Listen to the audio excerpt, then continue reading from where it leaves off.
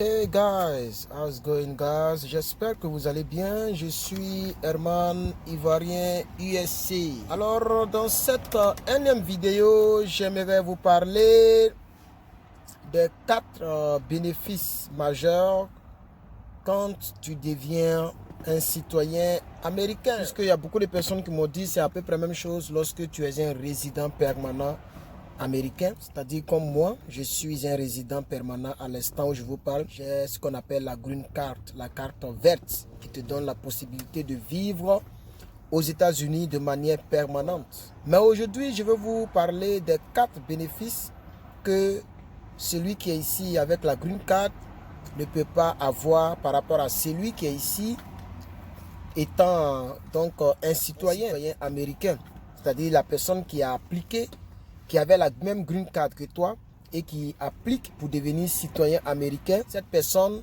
donc a quelques bénéfices que toi tu ne peux pas avoir. Le premier bénéfice que tout le monde connaît, c'est que la personne peut voter. Donc tu as le droit légal de vote comme un Américain natif, c'est-à-dire quelqu'un qui est né sur le territoire et qui est américain de souche. C'est-à-dire mon enfant pourra être appelé un Américain de souche par rapport à moi qui suis ou qui devient. Par rapport à moi, ok, mon enfant sera un Américain natif. Or moi, je suis un immigré qui a été naturalisé américain. C'est un peu différent. Voilà. Donc c'est-à-dire quoi? Toi, l'Américain natif que tu as trouvé, hein, ça me gêne. L'Américain natif que tu as trouvé sur place là, ok, tu peux voter comme lui, vous comprenez? Donc c'est un très grand bénéfice, ça n'est pas négligé, n'est-ce pas? Puisque l'autre ne peut pas voter. Donc tu peux exprimer donc ton choix sur celui qui va diriger les Américains. Voilà, puisque tu es désormais américain à 100%. Donc ça veut dire quoi? Quelqu'un qui a la green card et quelqu'un qui est naturalisé, qui est citoyen américain, il y a une différence. Toi, tu es un résident permanent, mais l'autre, il est américain. Donc ça veut dire que l'autre, il est à 100% américain. Or, toi, on peut te donner 90% ou 95%. Vous comprenez un peu? Donc il y a une différence. Il ne faut pas négliger ça. Deuxième bénéfice, c'est que tu peux facilement sponsoriser les membres de ta famille à devenir, à avoir la green card. Hein? Par rapport à toi qui es résident permanent, tu dois, c'est-à-dire il y a un peu une différence. Vu qu'il est citoyen américain, il peut facilement donner la green card aux gens. C'est vraiment très facile, surtout concernant les membres de la famille. Hein? Ça devient un peu difficile lorsque tu es simplement un immigré ou bien tu es simplement un résident permanent. Mais quand tu es un citoyen américain, que tu as le passeport bleu, c'est quand même facile donc de pouvoir donner la green card à l'un de tes. Et c'est facile aussi de pouvoir faire ce qu'on appelle le regroupement familial devient facile.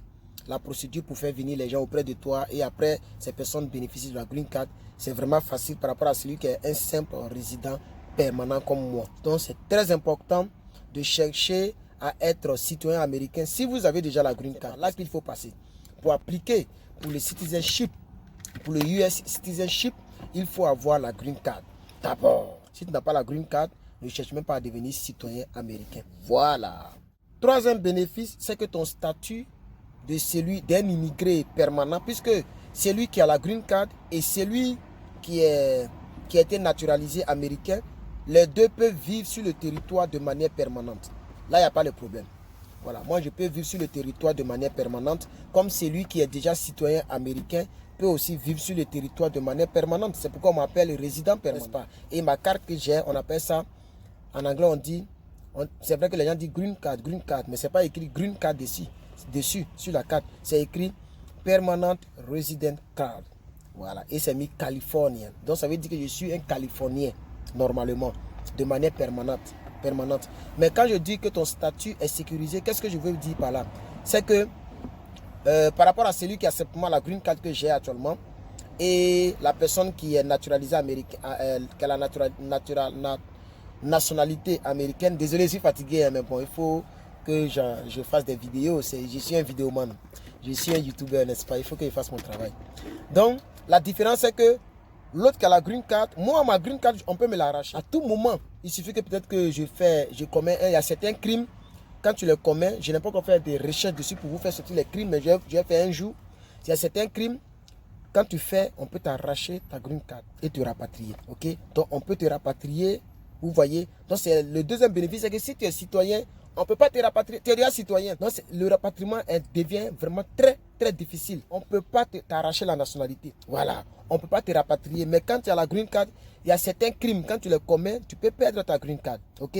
Voilà. Il y a certaines choses, quand tu le fais, tu peux perdre ta green card. Aussi, c'est qu'il y a des choses un peu, quand tu vas dans un autre pays que tu dures là-bas. C'est-à-dire, moi, j'ai la green card, non. Ça me fait presque 3 ans. Je ne suis pas sorti des États-Unis. Ça, c'est très bon. Parce que normalement, c'est 6 mois et ils donnent. C'est-à-dire, quand tu rentres les 6 premiers mois, tu ne dois pas sortir des États-Unis. Même quand tu as le visa nouvellement, quand tu as été sélectionné, quand on te donne le visa, on dit 6 mois ne doit pas te trouver là où tu es pendant que tu as eu le visa. Même chose. Quand tu sors des États-Unis, quand tu rentres aux États-Unis nouvellement, il faut rester minimum 6 mois avant de pouvoir sortir. C'est ce que les gens disent. Vous comprenez? Moi, ça fait 3 ans. Donc, j'ai déjà dépassé largement le cap.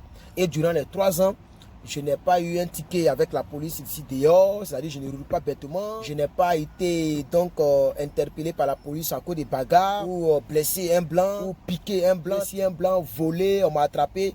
Vous voyez un peu, non? Donc durant ces 3 ans, mon nom est cité clean record. Vous comprenez un peu? Voilà.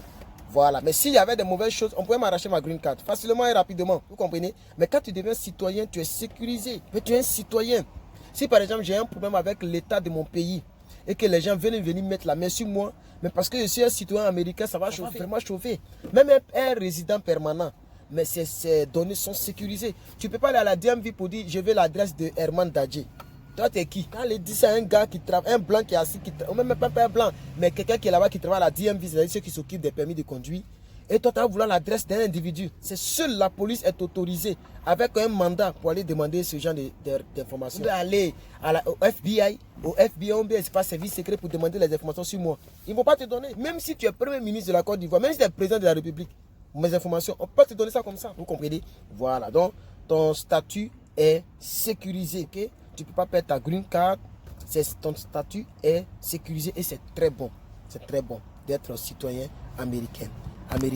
Le dernier bénéfice, la dernière des choses, c'est que tu te libères de la routine. Parce que quand tu es résident permanent, tu dois tout le temps, chaque 10 ans, tu dois renouveler cette permanence-là.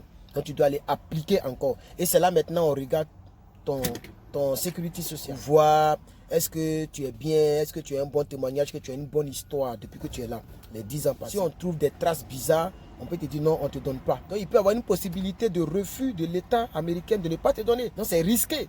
Non seulement tu ne fais pas la routine, aller faire des démarches, aller être dans le rang, aller renouveler tout ça, tu es épargné de ça. Parce que tu es américain, tu as le passeport, tu as renouvelé quoi encore? Seule la mort peut t'arracher le passeport là.